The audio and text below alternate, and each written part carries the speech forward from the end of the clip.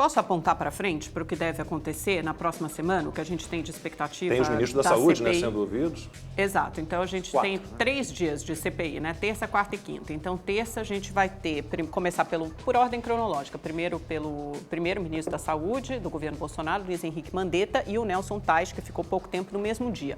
Então, por fontes e senadores com quem eu conversei ontem, eles me indicaram o seguinte: então, para Mandetta, quais devem ser algumas perguntas, e não pensem que Mandetta terá vida fácil na CPI. Ele também deve ser pressionado, inclusive, por senadores da oposição ou os chamados independentes. Eu acho que a essa altura ninguém é mais independente, né, gente? A gente tem que dar um nome às coisas do que elas têm, né? O nome que elas têm. Então, Mandetta vai ser questionado sobre testes, barreiras sanitárias, EPIs, repasse e instalação para UTIs para estados e municípios no início do mandato, no início da pandemia. E aí o Nelson Tais, um desses senadores, me disse para ficar atento ao depoimento do Nelson Tais. Embora ele tenha ficado pouco tempo no cargo, ele teria acompanhado o início das negociações para a compra de vacinas, feito os primeiros contatos. Então, ele pode, talvez, dizer alguma coisa sobre o comportamento do governo nesse sentido, principalmente.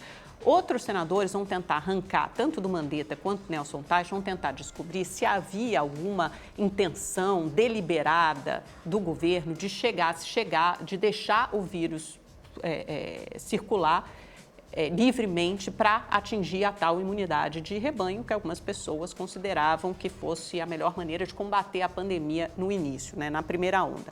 Aí, no segundo dia, a gente tem o depoimento o dia inteiro, a quarta-feira inteira, reservada para o depoimento do Eduardo Pazuello, que foi o ministro que ficou mais tempo no cargo e certamente terá mais questões, mais perguntas a responder. Deve ser o dia mais quente de depoimentos. Tem a crise de oxigênio em Manaus, aí tem a compra oficial das vacinas, porque não fechou acordo com a Pfizer, porque só comprou 10% do consórcio da COVAX Facility, sendo que havia um número ali, um teto de 20% de vacinas para a população. Então, porque não se investiu em vacinas, porque essa compra não foi feita com antecedência, o que a gente vê repercutir nos números baixos, lentos de vacinação hoje no Brasil.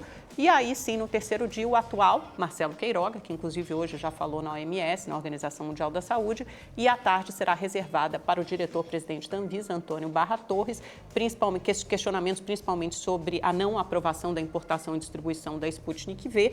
Aliás, a Anvisa já antecipou algumas dessas explicações numa videoconferência ontem, numa coletiva rápida ontem. Então, esses devem ser os principais assuntos da semana que vem.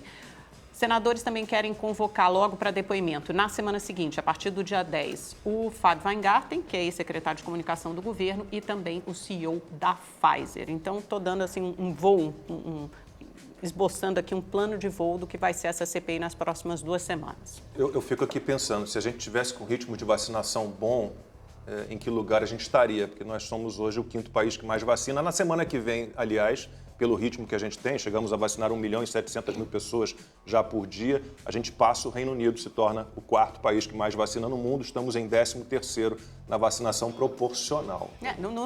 Em números absolutos, né, como você tem razão, pelo New York Tracker a gente está ali em 56º lugar. O aí você World considera, ele dá 13º Brasil. Ele está considerando alguns países maiores, se a gente considerar todos os países proporcionalmente à população, a gente fica ali atrás do 50º lugar. O fato é que o Brasil tem potencial para vacinar muito mais do que vacina hoje, né? Alguns dias a gente conseguiu atingir a marca de 1 milhão, acho que 10 dias, salvo engano, mas a gente tem mantido uma média inferior a isso, sendo que o Brasil tem capacidade e tem capilaridade pelo Plano Nacional de Imunização de vacinar pelo menos 2 milhões de pessoas por dia. A questão é a oferta da vacina. Então, na proporcional aqui, hoje é dia 30, números de ontem, 29 de abril, Israel em primeiro, 62%, Reino Unido proporcionalmente, tá? 50%, Estados Unidos 43%, Chile 42%, Hungria 40%, Bahrein 40%, Uruguai 33%, Sérvia 29%, Alemanha 26%, França 21%,